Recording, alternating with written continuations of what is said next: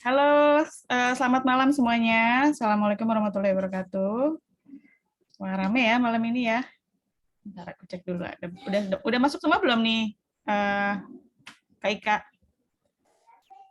Satu, dua, Ada tiga. beberapa sih yang belum. Berapa yang belum masuk ya? Nggak apa-apa. Ada 2 lagi yang belum masuk. Oke, nggak apa-apa. Kita mulai aja tepat waktu seperti biasa. Kemalaman juga. Oke, terima kasih teman-teman yang sudah hadir malam ini. Aduh, senang banget. Walaupun belum semuanya hadir. Mudah-mudahan nanti di sesi-sesi berikutnya makin banyak teman-teman yang ikutan sesi malam ini ya. Karena rencananya sesi ini kita mau buat rutin, jadi setiap 2 minggu sekali. Minggu pertama sama minggu ketiga setiap bulannya. Kalau di bulan itu ternyata ada 5 minggu, berarti ya off dulu lah. Pokoknya intinya minggu pertama dan minggu ketiga. Kecuali kalau ada hari libur juga ya, pasti hari itu ya. Aku usahakan sesi ini terus berjalan karena menurut aku art appreciation ini manfaatnya itu banyak banget gitu. Sedikit perkenalan untuk teman-teman yang belum terlalu kenal sama saya. Nama saya Ira.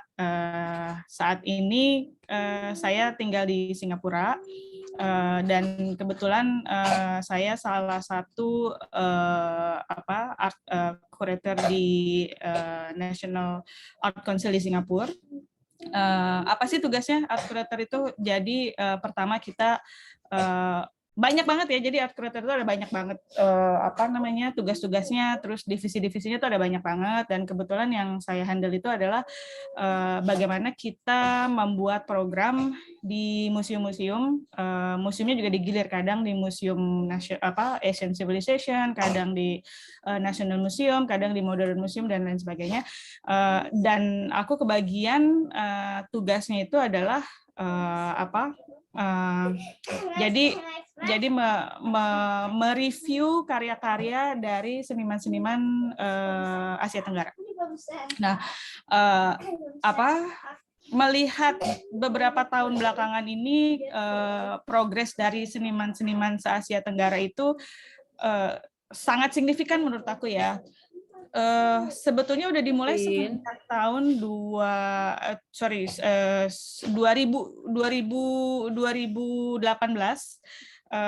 Kebetulan di Singapura sendiri kita udah periode kedua saat ini yang program-program di sekolah, terus program-program di museum itu kita berusaha untuk mencapai Creative City. Jadi Creative City ini kayak semacam program kayaknya sedunia ya.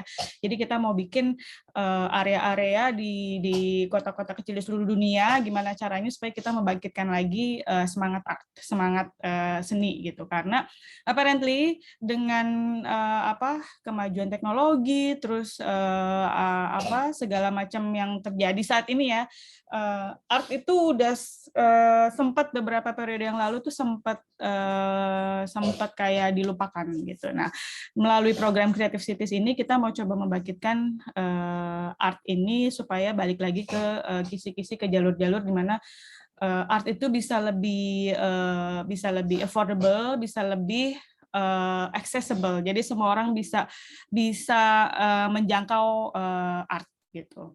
Nah, salah satu program Art Appreciation ini yang baru akan kita mulai, sebetulnya ini berkaitan dengan dulu kita pernah punya program Visual Thinking Strategies.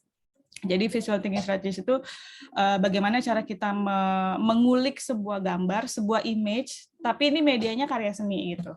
Nah, dari situ kita bisa untuk teman-teman yang kurang familiar sama art jam session misalnya ya. Kalau di art jam session itu aku selalu menekankan ke teman-teman, art jam session ini komunitas art di Studio Kotak-Katik ya. Kita selalu menekankan ke teman-teman bahwa di art itu nggak ada salah, nggak ada benar. Jadi yang ada itu ya bagaimana kita bereaksi terhadap si karya seni itu. Nah, aku melihat banyak orang yang belum familiar dengan yang namanya karya seni gitu. Jadi bagaimana cara kita merespon terhadap karya seni, bagaimana cara kita melihat karya seni itu suatu skill sebetulnya. Jadi skill yang bisa dibangun. Jadi kita nggak perlu punya background art untuk bisa mengapresiasi karya seni gitu. Nah, ini tujuan dari sesi-sesi yang sekarang baru mau kita mulai ini, itu art appreciation.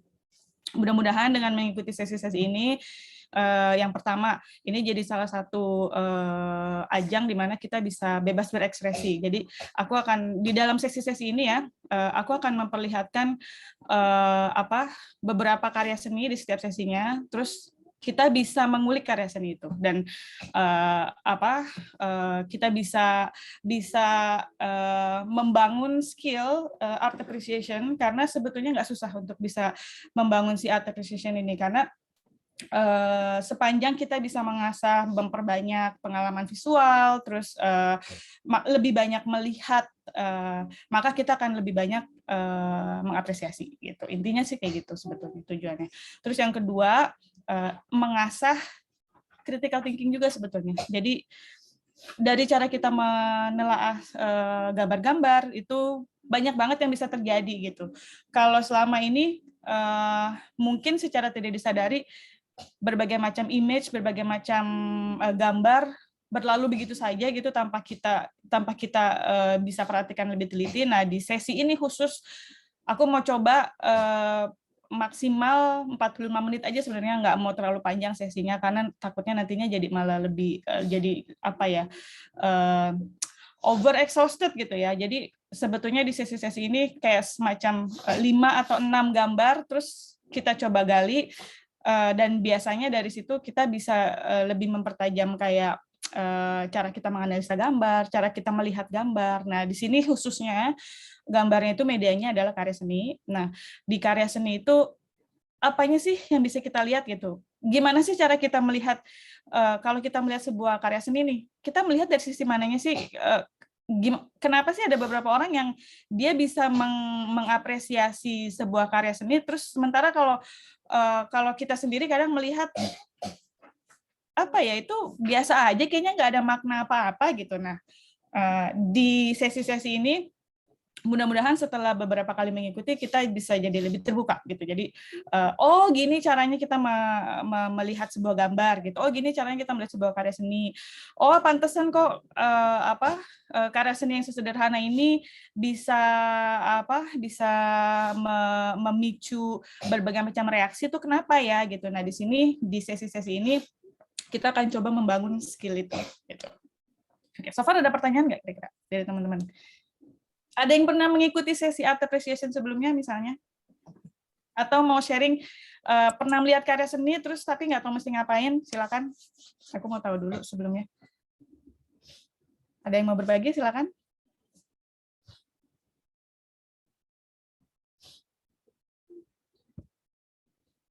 Sekedar kayak alasan kenapa teman-teman tertarik mengikuti sesi ini aja misalnya. Coba aku mau dengar dari Kak Sonti.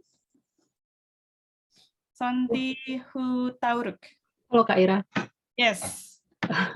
Saya pengen belajar ini sambil menemani anak-anak sih. Yes. Karena di kurikulum di pelajaran sehari-hari saya melakukan picture study, jadi belajar. Jadi biar, tapi saya nggak tahu caranya menemani anak-anak gitu. Oke. Ya gitu aja. Tadi aku sempat bilang tentang visual thinking strategy ya. Visual thinking strategy ini erat banget kaitannya dengan picture study sebetulnya. Jadi cuma karena kita pakai medianya art aja gitu, jadi kesannya kayak lebih artistik. Padahal sebetulnya segala macam image bisa kita jadiin visual thinking strategy, karena si visual thinking strategy ini apparently kalau di luar negeri itu udah dijadikan sebagai sebuah pembelajaran untuk kayak misalnya orang-orang yang kerja di line misalnya detektif atau kepolisian atau kayak semacam bahkan guru-guru itu semuanya pasti harus melalui si visual thinking strategy ini gitu. Nah, karena sudah terbukti bahwa si visual thinking strategies ini atau dengan kata lain si picture study ini itu bagus banget apparently untuk melatih untuk mengasah kepekaan gitu, kepekaan visual kita gitu. Keren. Oh ya, Satu lagi tentang program Art Appreciation ini, kita akan buat ini program untuk segala usia. Jadi aku senang banget nih kalau dengar kayak Kak Sonti bilang sambil aku menemani anak-anak. Wah, itu aku senang banget karena sebetulnya aku berharap sesi-sesi ini nanti berlanjut di kehidupan sehari-hari, kayak misalnya dengan anak-anak kita pergi kemana gitu kan, kita bisa sambil picture study bareng sama anak-anak misalnya kayak gitu, dijadikan sesuatu yang keseharian gitu, karena dari situ justru baru bisa terbangun skill untuk si art appreciation ini dan si visual thinking surat ini, skillnya ini lebih terbangun kalau kita bisa bawa di kehidupan sehari-hari, karena sebetulnya nggak susah gitu. Kira-kira. Wah, thank you Kak Santi. Aku mau dengar lagi dari Kak Kristina. Hai Mbak Era. Yes. Aku sudah pernah ikut yang picture study gitu. Nah, dan kemudian itu kan berhubung kami menggunakan metode yang Charlotte Mason, yang beginian kan wajib ya gitu. Yes. Nah, jadi ya karena aku adalah fasilitator untuk anakku, jadi aku yang harus mencari ilmunya dulu gitu. I see. Oke. Jadi mamanya harus belajar juga dong. Dan sebetulnya aku senang. Aku senang yang beginian, jadi nggak apa-apa sekali mendayung 2-3 pulau gitu. Yes. Kalau buat aku pribadi sih sebetulnya kayak sesi-sesi ini juga kayak semacam sesi kita di mana bisa bebas berekspresi gitu, kayak kita mengungkapkan memberikan komen atau memberikan meluapkan apa aja yang ada di pikiran kita gitu, karena ini berkaitan dengan aku sempat tadi di IG aku sempat bilang apa aja sih stages. Bentar aku share-in dulu ya. Slide aku udah kelihatan belum ya?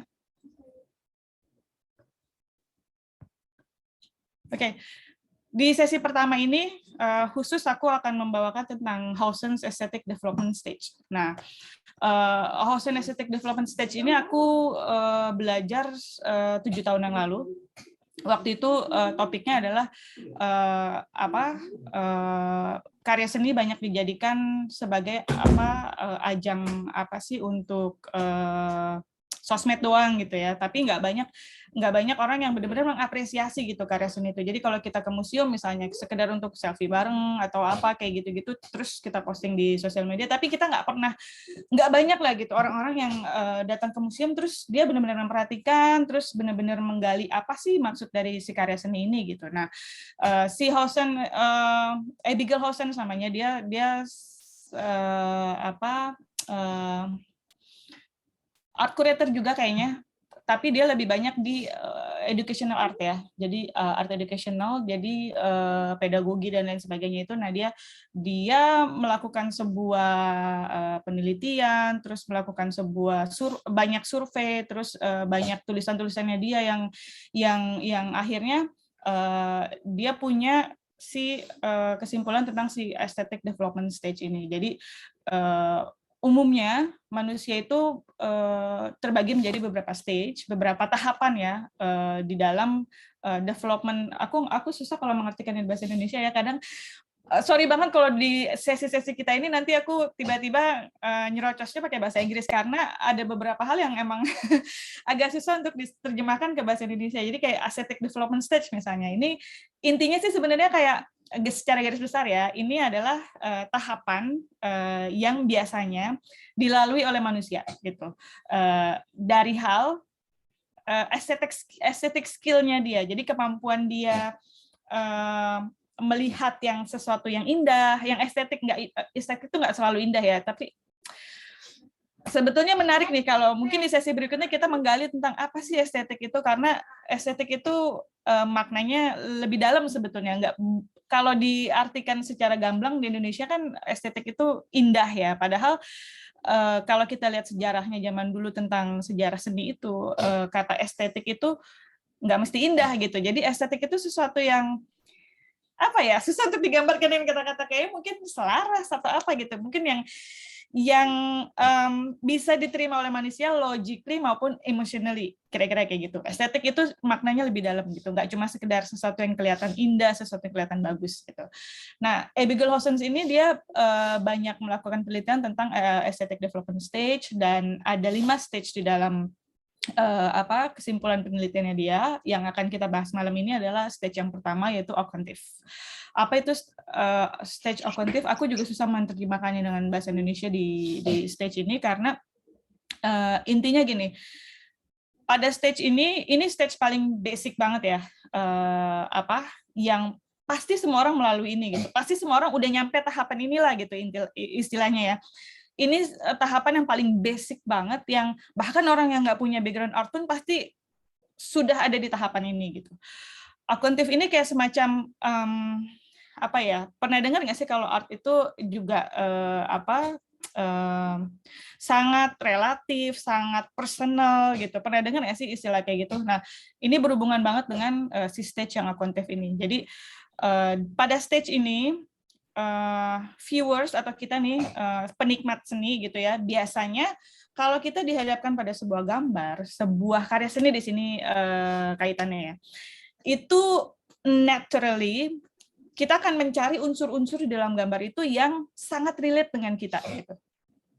Oke, di sini kenapa ada muncul logiknya itu, kenapa anak-anak itu lebih imajinatif sih dibanding, lebih kreatif dan imajinatif dalam membuat karya seni gitu dibanding orang-orang yang baru belajar seni pada saat mereka udah dewasa. Kenapa? Karena manusia dewasa udah terlalu banyak melihat banyak hal gitu. Nah, pada tahapan occontive ini, viewers itu masih pada tahapan dia mengambil objek-objek di dalam gambar atau dalam lukisan itu yang relate dengan hidupnya dia. Tapi bentuk yang emang udah gamblang gitu, yang bentuknya tuh udah kelihatan. Kayak misalnya kalau kita melihat image ini misalnya. Kalau aku boleh tanya ke teman-teman, silakan dilihat dulu gambarnya selama beberapa menit, silakan diperhatikan dulu. Kira-kira apa sih yang langsung keluar dari pikiran teman-teman tuh apa kira-kira?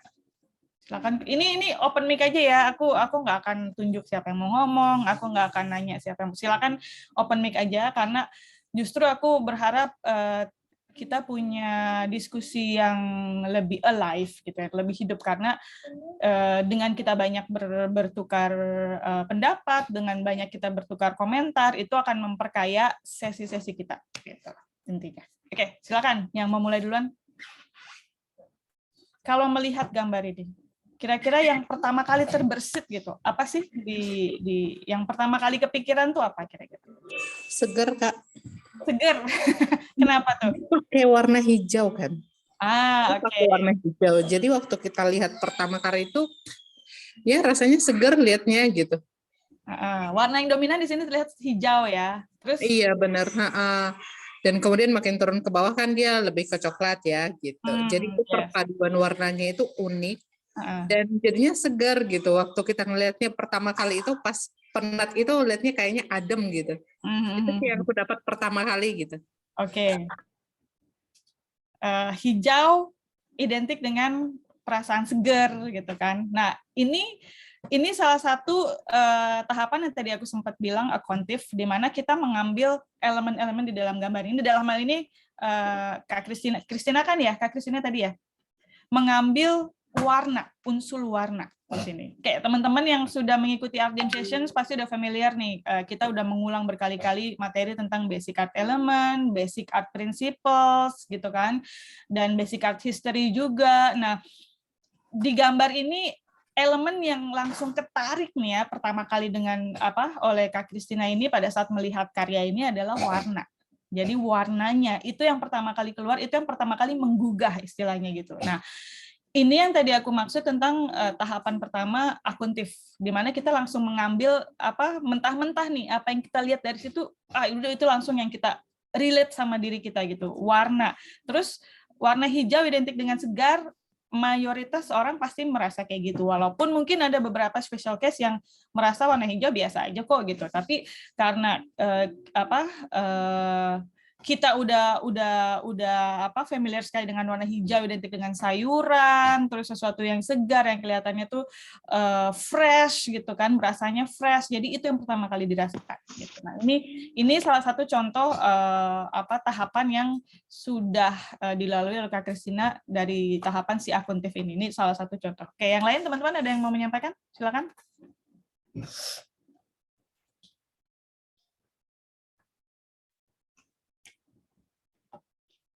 Ini adalah salah satu karyanya S. Sujoyono, Beautiful Indonesia, tahun 1968. Kalau dilihat dari sejarahnya, banyak karya-karya seniman Indonesia di masa ini yang mengangkat tema pemandangan alam. Karena itu berkaitan dengan gejolak politik juga saat itu, di mana pemerintah Indonesia itu masih membatasi tema-tema lukisan yang saat itu mau diangkat tinggi-tinggi itu adalah pariwisata sebetulnya. Makanya seniman-seniman itu banyak dikasih misi sama pemerintah untuk membuat banyak lukisan yang temanya itu pemandangan alam. Nah, berkaitan dengan itu juga misi pemerintah di sisi pendidikan mau menyusukan art waktu itu, tapi terlalu banyak porsi lukisan alamnya itu di gunung, terus sawah gitu. Nah, kalau teman-teman realize nih yang satu generasi sama aku terutama, pasti relate bahwa oh ini kayak lukisan zaman SD gitu, dimana kita kalau misalnya disuruh melukis di kelas pelajaran seni gitu, pelajaran apa sih dulu tuh apa namanya, seni dan keterampilan ya. Lupa aku. Pasti ujung-ujungnya gunung, terus ada sawah di situ, terus ada jalan di situ, dan ini sesuatu yang quantitatively berusaha dibangun gitu, dan itu yang nempel gitu, yang relate sebetulnya gitu. Teman-teman yang lain ada yang mau menyampaikan lagi nggak? Kalau aku sih rasanya kayak santai gitu. Kayak santai, wow, oke. Kenapa Ansel merasakan santai? Kenapa? Karena orangnya dikit, terus kayak ada air gitu, jadi kayak suaranya gitu enak gitu. Oke. Nah, ini menarik juga. Jadi kalau tadi Kak Christina langsung catching up di si hijaunya, nah kalau Ansel itu lebih ke di suasananya gitu, kayak dia melihat ada air di situ gitu kan, terus itu kayak semacam sungai gitu ya, kayak sungai air mengalir, terus ada apa air di sawah-sawah, dan di sini hampir tidak terlihat ada manusia di sini. Ada manusia nggak sih kira-kira di lukisan ini? Nggak ada ya? Oh, ada petani tuh, yes. Ada. Petani. Ada petani di situ, ya.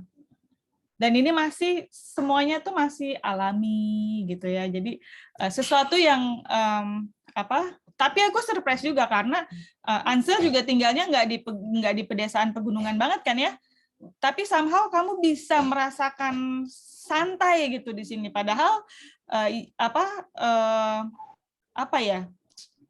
Ya mungkin ini bagian dari pengalaman Ansel. Ansel pernah ke tempat yang seperti ini dan merasa santai gitu loh. Dan mungkin relate-nya itu waktu itu adalah masa liburan gitu kan, karena berbeda dengan suasana perkotaan yang banyak gedung, banyak orang gitu kan, rame, sedangkan ini cenderung semuanya vegetasi terus sepi gitu. Nah, ini masih masuk bagian akuntif. Semua jadi yang di Kak Christina sebut, terus Ansel sebut, ini masih di tahap akuntif. Oke, masih di tahap yang menurut aku most of the people, semua orang baik yang punya pengalaman visual, punya pengalaman seni sedikit maupun banyak, pasti ini tahapan pertama banget yang dilalui sama orang pada saat dia melihat karya seni. Gitu. Ini tahapan yang pasti dilalui. Nah, tahapan-tahapan berikutnya, mungkin teman-teman sampai ke situ, mungkin juga enggak. Nah, nanti tahapan-tahapan berikutnya nanti kita akan bahas di sesi-sesi berikutnya. Oke, nah sampai sini aku lanjut dulu ya. Ada lagi nggak mau nambahin nih dari sini? Nggak ada? Oke. Nah, ini lukisan pemandangan gunung ya. Konteksnya seniman Indonesia. Yang pada akhirnya kayak tadi aku sempat sebut kayak nyetir gitu, menyetir, mengarahkan kita untuk menggambar kalau gambar pemandangan itu pasti bentuknya kayak gini, gunung, sawah, sungai gitu kan. Nah, ini salah satu lukisan yang juga sebetulnya temanya sama, pegunungan. Tapi ini karyanya Piet Mondrian. Piet Mondrian adalah seniman asal Belanda tahun 1940. Kira-kira masa periodenya nggak begitu jauh nih. Ini 1968, ini 1940, masih di era postmodern. Jadi masih satu era sebenarnya, masih satu timeline. Cuma beda style.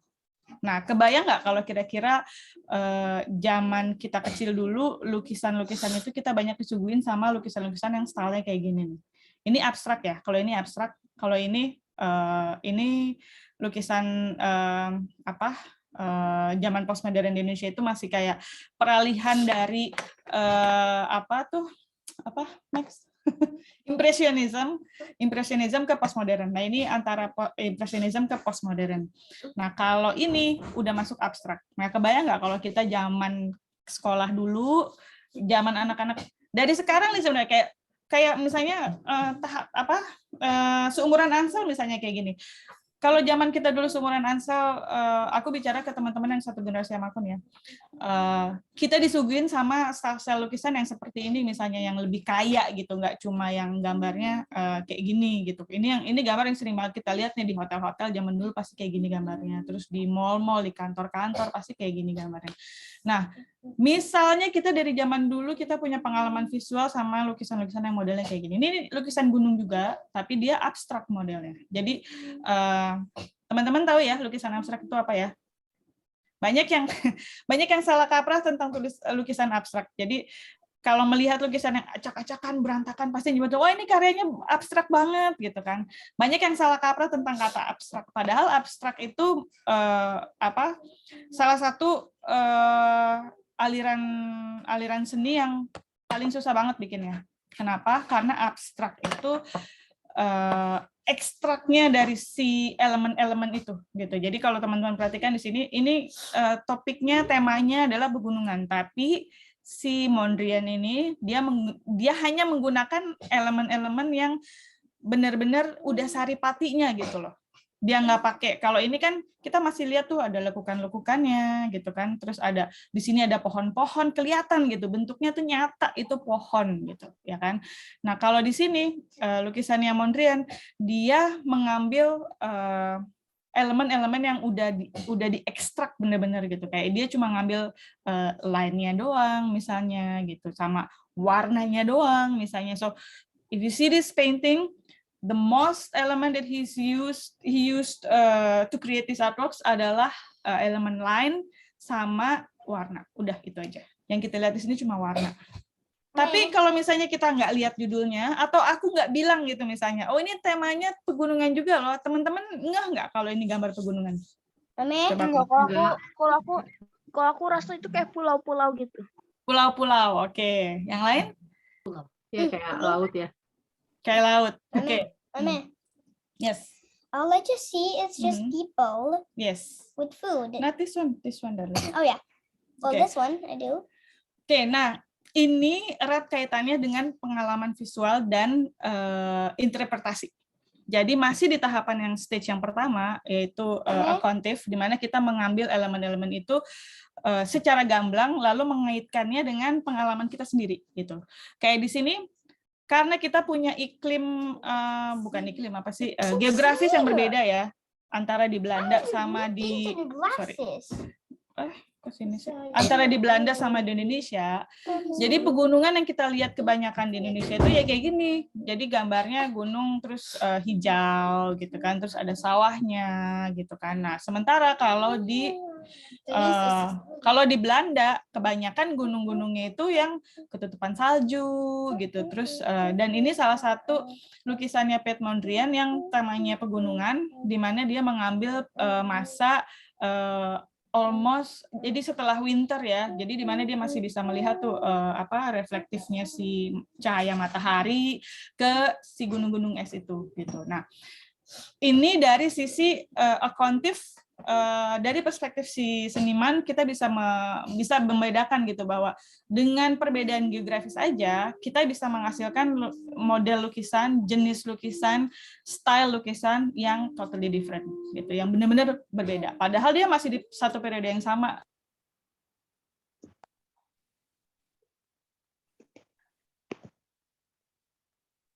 Kok Tante Ira tiba-tiba nggak ada suara?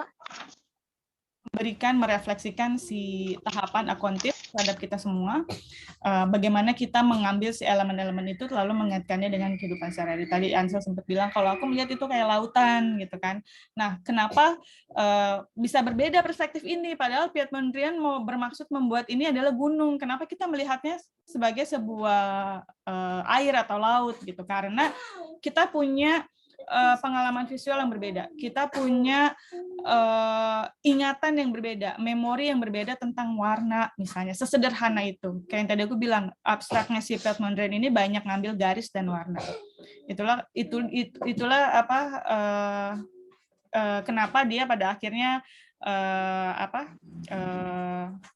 nyangkut di The Style. Teman-teman pernah dengar ya aliran The Style, di mana dia pakai cuma primary color sama garis-garis doang. Nah, awalnya itu dari sini, karena secara abstrak elemen yang paling dia relate banget itu untuk membuat karya seni itu adalah garis dan warna gitu. Dan itu pengalaman visual yang menurut aku semua orang bisa punya perspektif yang berbeda terhadap gambar ini. Ada juga yang sempat bilang, oh ini kayak gunung berapi misalnya, karena kayak ada merah-merahnya. Dan itu sampai tahap ini kita masih di akontif, tahap di akontif menurut Hausen. Ada pertanyaan so far, teman-teman? Kalau aku terlalu ngomong ngalor ngidul, mohon maaf karena kadang suka terlalu excited kalau ngomongin tentang tentang lukisan, tentang seniman kayak gitu-gitu. Nah, kalau misalnya aku sudah terlalu blurting out, teman-teman langsung stop aja, langsung tanya aja, nggak apa-apa ya. It's okay. Sampai saat ini ada yang mau menambahkan atau bertanya, silakan. Enggak. Enggak ya, lanjut ya. Oke. Yes, Zach. It kind of looks like the Earth. Like the Earth, yeah. Yeah, but the shape is different. The shape is different. Kind of look like the Earth, yeah. Yeah. Oke, lanjut dulu ya, Jack ya. Oke, itu secara geografis dan secara memori, secara ingatan visual, aku memperlihatkan bagaimana dua lukisan, dua seniman di satu periode yang sama berdekatan bisa menghasilkan model lukisan yang jauh berbeda gitu. Nah, di sini aku next slide dulu. Nah, di sini ada satu instalasi yang menurut aku sangat menarik ya. Ini karyanya Murakami. Teman-teman familiar dengan Murakami nggak? Takashi Murakami ini dia seniman asal mana kira-kira kalau dari namanya? Jepang. Dari Jepang ya. Dia termasuk seniman kontemporer.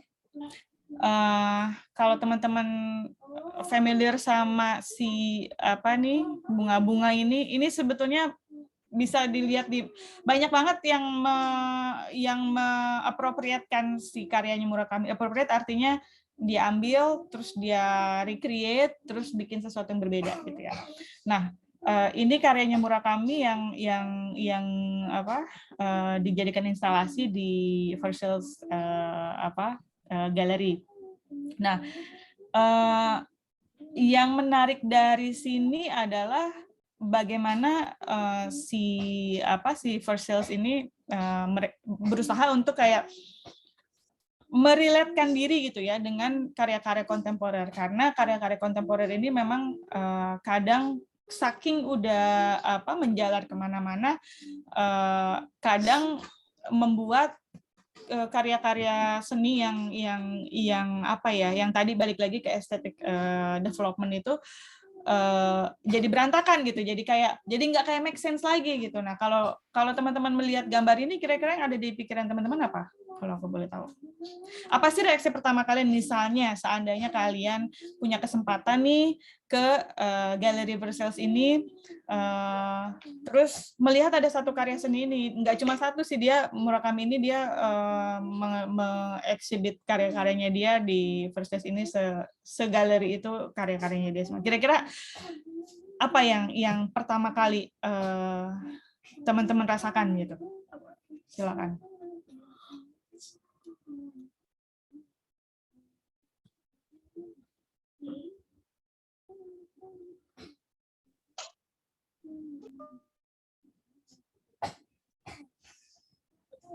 Silakan. Flowers. Flowers. Tanaman ya, tanaman merambat. Tanaman merambat. Kok aku liatnya itu kayak burung. Kayak burung sebelah mana? Itu soalnya kayak ada mukanya di sini. Yang ini kepalanya gitu.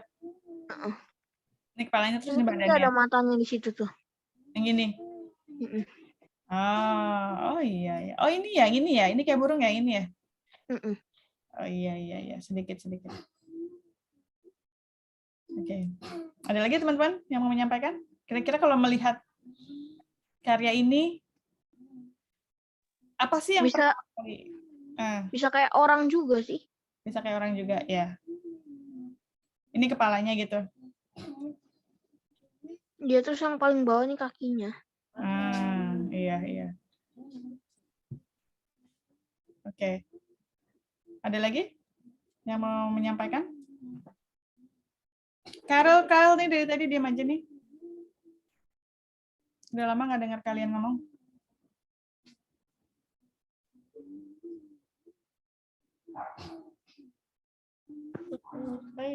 Oke. Dari sisi akuntif, tahapan akuntif di aesthetic development pada karya ini adalah di mana sisi surprise-nya ya. Jadi kalau misalnya kebayang kalau kita jalan masuk ke dalam Galeri Versailles, terus tiba-tiba kita menemukan si karya seni ini di tengah-tengah galerinya gitu. So yang paling cepat respon keluar itu adalah bahwa elemen surprise-nya itu di sini kadang aku baca banyak banget komen-komen dari si hasil eksibisi si Murakami ini ya, karena Murakami ini memang dia melakukan banyak instalasi di berbagai macam galeri seluruh dunia, dan yang paling mengejutkan adalah di Versailles ini karena orang sama sekali nggak expect kalau dia bakal melihat karya Murakami di galeri Versailles ini, karena it's totally background-nya sama instalasinya totally nggak masuk gitu. Nah, yang pertama kali reaksi yang keluar itu adalah surprise, elemen surprise-nya di sini. Nah, pada saat ini si tahapan Housens itu ini akan aku angkat lagi nanti di sesi berikutnya, karena di tahapan ini tuh orang-orang sudah mulai dari akuntif itu ke tahapan berikutnya, di mana dia bereaksi tidak mengambil dari pengalaman pribadinya dia. Gitu. Nah, ini yang sisi the opposite yang akan kita bahas di sesi berikutnya nanti. Oke. Oke, lalu kita ada berapa karya lagi ya ini ya? Mungkin 2 karya lagi kali deh. Oke, yang ini sekarang. Silakan diperhatikan baik-baik. Kalau teman-teman melihat karya ini, apa yang pertama kali teman-teman, atau aku nggak akan membatasi deh apa yang pertama kali teman-teman lihat, tapi silakan kalau mau dianalisa lebih jauh, kalau mau diperhatikan lebih dalam, apa sih yang teman-teman lihat dari sini? Aku pertama kali mikirnya kayak horor gitu. Kayak horor, oke. Karena tuh kayak gelap-gelap gitu, so terangnya warnanya merah gitu. Jadi dari elemen warnanya ya, yang pertama kali Ansel terima itu adalah dari si elemen warnanya. Oke. Mami? I don't know what that is.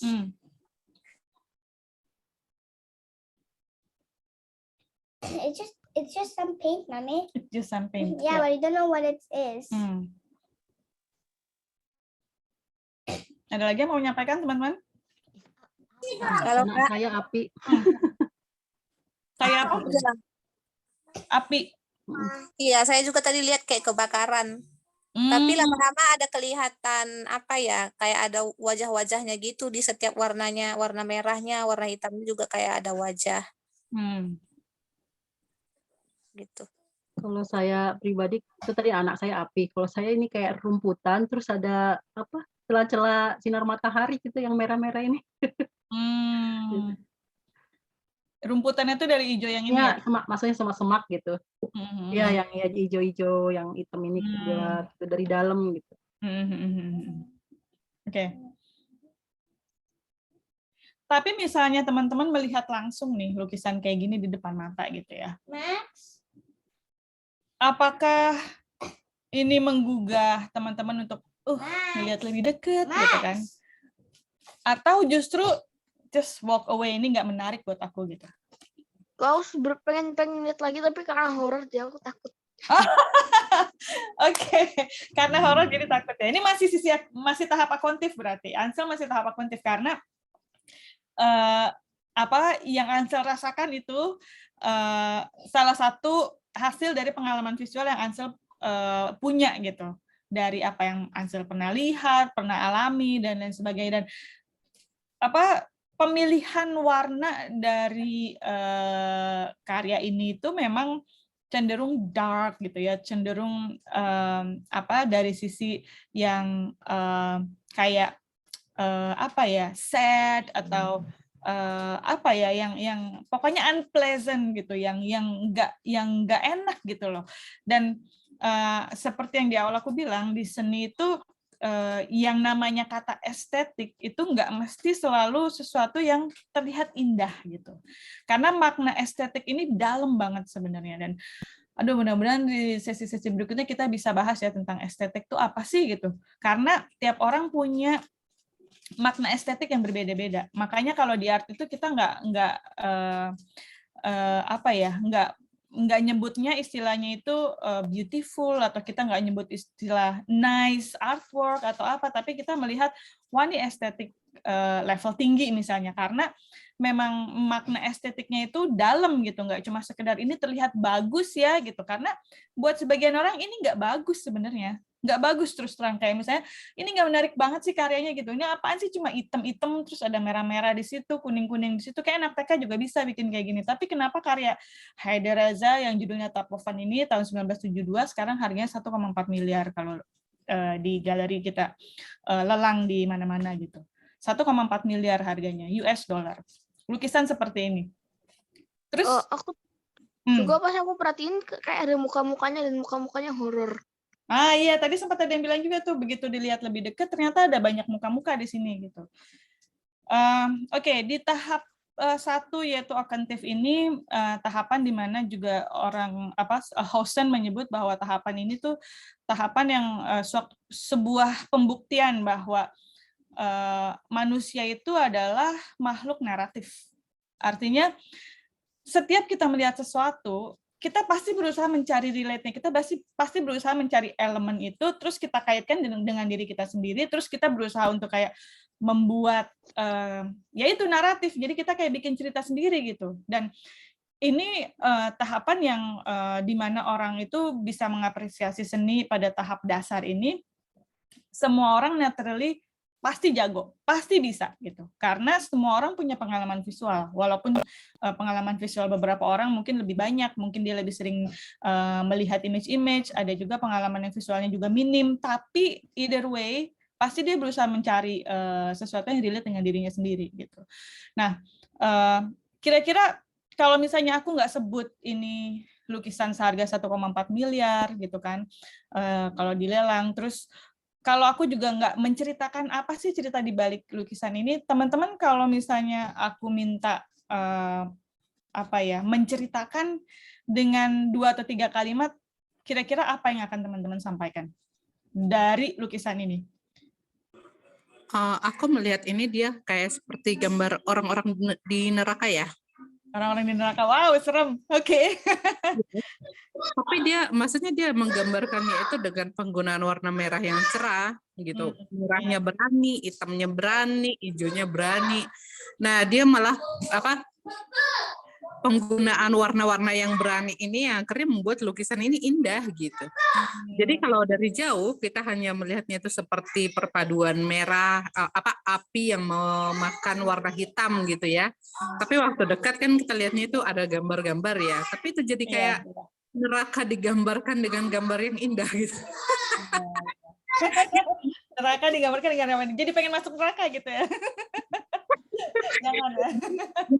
Jadi lukisnya tipenya orangnya selalu mengambil sisi positif. Neraka aja bisa digambarkannya dengan indah.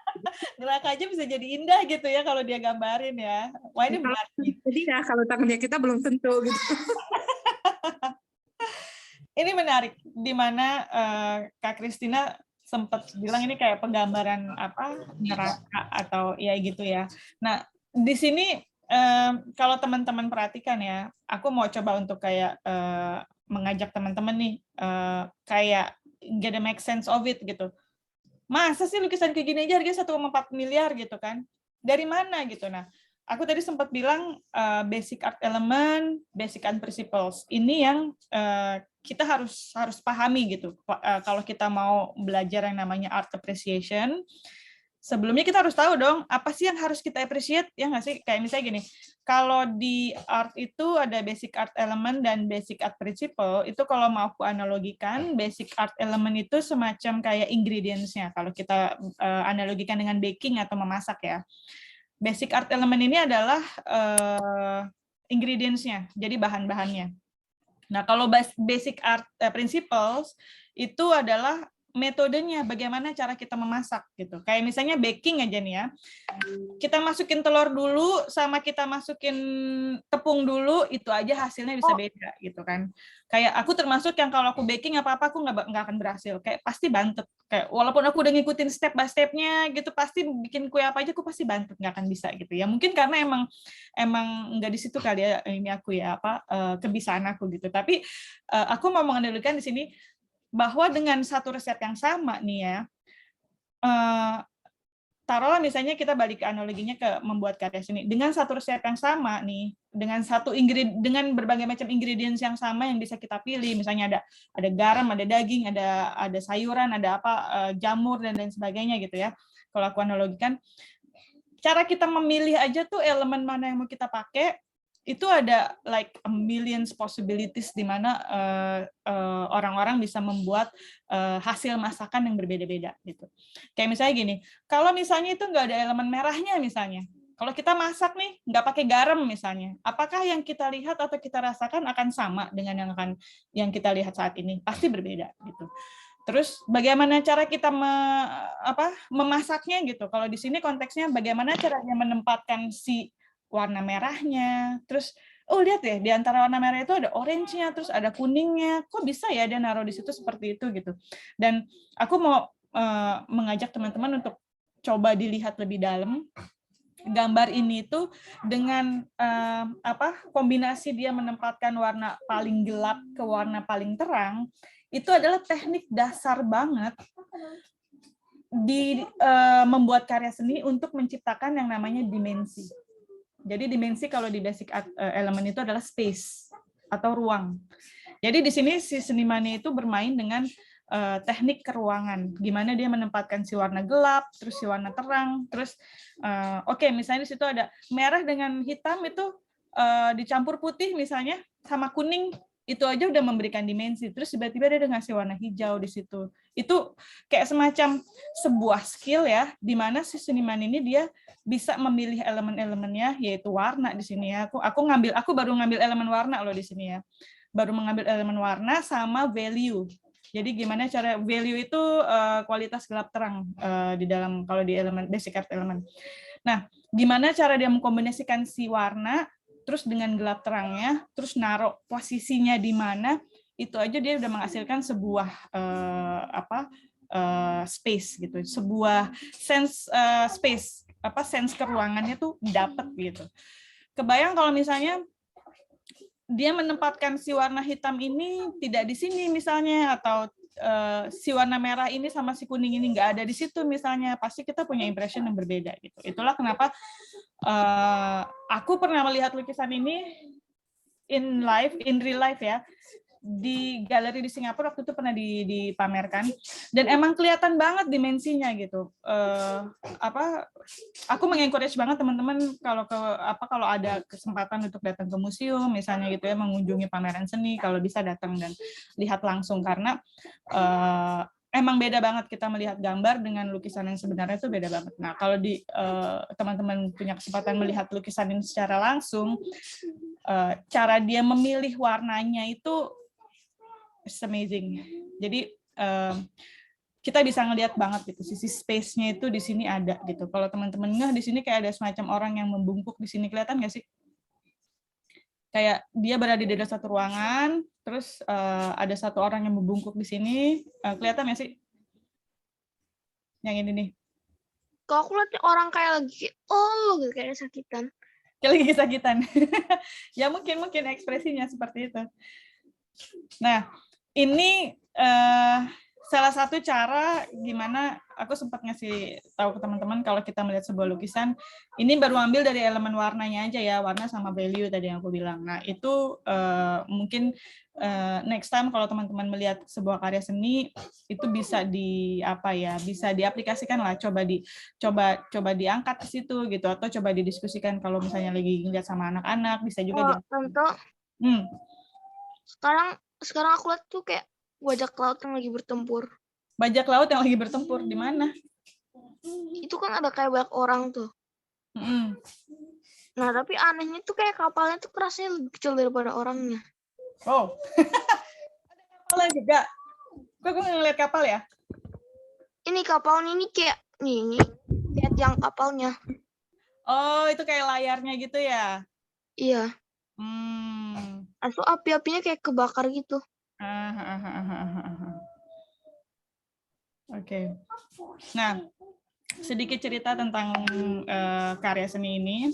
Haider Raza ini dia seniman India, asal India ya. Terus Tapovan ini kalau diartikan bahasa Indonesia apa ya? Kayak ruang sakral atau apa ya kalau diartikan di bahasa apa ya? Ruang, susah aku mengartikan dengan bahasa Indonesia, tapi intinya ini kayak apa sih, ruang religius gitu, ruang religius, dan dia berusaha untuk menggambarkan si sisi religius ini, terus ruangnya itu berusaha dia gambarkan di situ, dan penggunaan kenapa dia pakai warna-warna gelap di sini, karena warna gelap itu identik dengan sesuatu yang gaib ya, sesuatu yang sesuatu yang spiritual gitu, spiritual. Nah, ini dia membuat lukisan ini lukisan ini buat dia itu adalah kayak semacam ruang spiritual dia gitu. Jadi bagaimana cara dia menciptakan sebuah ruang melalui si karya seni ini, terus ruang ini adalah ruang spiritual dia, dan menurut aku dia bisa dengan sukses mencapai itu gitu, karena dari sisi dimensinya aja aku bisa lihat kayak it's like infinity space gitu. Kalau aku mau mengaitkan dengan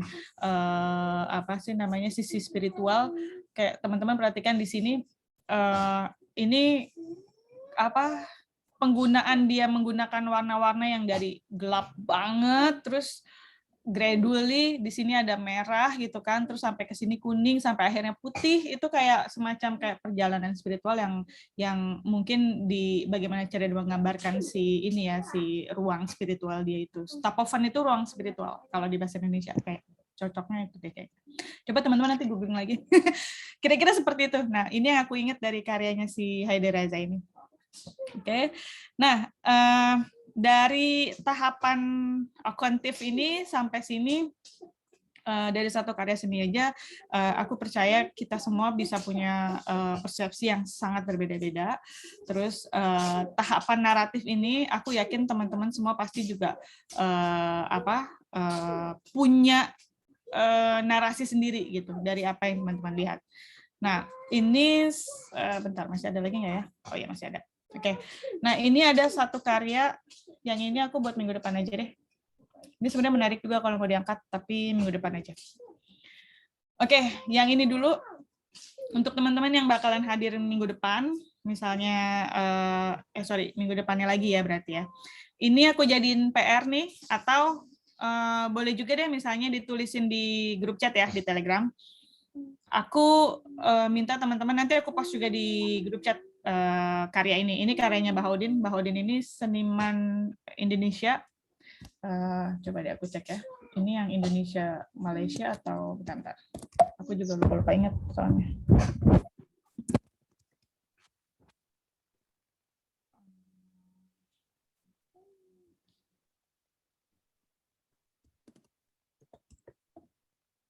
Dia ini ada keturunan Indonesia, tapi kayaknya tinggalnya nggak ada di Indonesia. Nggak, aku cek lagi. Ntar aku cerita lagi deh, ntar aku ceritain di Telegram chat. Biar mempersingkat waktunya, soalnya udah jam 9.55, 5 menit lagi, kita punya 5 menit lagi. Oke, tahapan akuntif. Kesimpulannya secara garis besar adalah tahapan di sini, tahapan di mana kita pada saat menjadi viewer atau penikmat seni, as a narrative person. Jadi semua orang pasti melalui tahapan ini. Bagaimana cara dia mengambil elemen di dalam karya seni itu, lalu mengaitkannya dengan diri sendiri. Nah, aku minta, karena aku mengambil karya ini, kenapa? Karena karya ini tuh kayak, there's a lot of element here, banyak banget elemen-elemennya di karya ini, yang bisa relate sama teman-teman yang berbagai generasi yang ikut sesi malam ini. Pasti ada elemen yang relate dengan kalian. Nah, aku minta teman-teman menarasikan si gambar ini dengan 3 kalimat cukuplah. 3 kalimat. Oke, 3. Apa aja terserah. Mau nulis apa aja terserah. Mau ngambil elemen apa aja terserah. Mau mengungkapkan apa aja terserah. Aku nggak membatasi narasi kalian. Pokoknya di sini pada tahapan akuntif ini cukup sampai pada bagaimana teman-teman menarasikan karya ini. Gitu kira-kira. Ada pertanyaan? Kalau nggak ada, aku post. Kalau narasi itu berarti kayak misalkan kayak nggak dijelasin satu-satu gitu ya? Bebas, terserah. Pokoknya 3 kalimat. Boleh Misalnya, lebih nggak? Boleh lebih, boleh lebih. Okay. Boleh lebih. Mame. Boleh ngambil misalnya elemen warna misalnya. Warna-warnanya cerah banget gitu kan. Terus apa yang teman-teman rasakan kalau melihat lukisan ini dari sisi warna misalnya gitu. Do you feel happy? Do you feel like, oh it's too overwhelming for me karena banyak banget warnanya dan kayaknya warnanya semua tabrakan misalnya kayak gitu. It's for you. I mean, setiap orang pasti punya persepsi yang berbeda-beda. Dan di sini aku justru semakin senang kalau kita bisa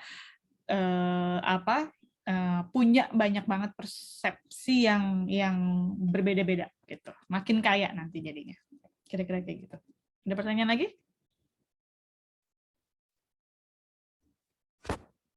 Tidak ada? Oke, 2 menit lagi. Yes, next. Mommy, I cannot go to my room by myself. Mommy, it's too dark. Oke, nanti dulu bentar lagi selesai, Mami ya. Okay. Nah, sesi malam ini berarti kita sudahi dulu. Terima kasih banyak teman-teman sekali lagi yang ikut sesi ini. Mudah-mudahan nanti sesi berikutnya ikutan lagi ya, karena aku akan menjelaskan tentang tahapan kedua dari teorinya Hausen tentang aesthetic development stages. Jadi bagaimana cara kita mengapresiasi seni, itu ada tekniknya dan itu ada skillnya dan itu bisa dilatih gitu. Nah, sedikit banyak aku di sini sudah menjelaskan juga take out-nya malam ini ya, bahwa di dalam karya seni itu kita untuk bisa mengapresiasi seni kita harus at least familiar dengan yang namanya basic art element dan basic art principles. Apa aja basic art element dan principles ini kita pelajari di art jam session. Art jam session ini sesi kita nge-art bareng nih. Ini komunitas yang ada di Studio Kotak-Atik. Tiap hari Selasa pagi dan Sabtu pagi kita nge-zoom bareng, terus ada sesi penyampaian materi tentang basic art element dan basic art principles, plus penerapannya di aktivitas membuat karya seni terkait dengan si elemen atau prinsip itu gitu. Nah, kalau teman-teman penasaran atau mau ikutan basic art jam sessions, dicek aja di IG-nya Studio Kata-Katik, di situ bisa ada link untuk pendaftaran dan lain-lain, atau bisa kontak adminnya Studio Kata-Katik, ada di grup Telegram juga. Silakan dicolek aja tuh ke Ika. Oke, nanti karya ini aku kirim ke Telegram chat ya. Terus teman-teman silakan di sebelum tidur nih, siapa tahu kan nanti lukisannya jadi kebawa-bawa mimpi ya. Aku sengaja kasih pilih yang colorful nih, supaya nanti teman-teman mimpinya indah, berwarna-warni. Oke, terima kasih teman-teman semua. Pas jam 10 tepat di sini, 9 tepat di Indonesia ya. Terima kasih banyak atas kehadirannya. Terima kasih admin Studio Kata-Katik. Kita ketemu lagi 2 minggu lagi. Oke? Terima kasih semuanya. Assalamualaikum warahmatullahi wabarakatuh. Selamat malam. Terima kasih, Kak. Terima kasih, Kak. Ya.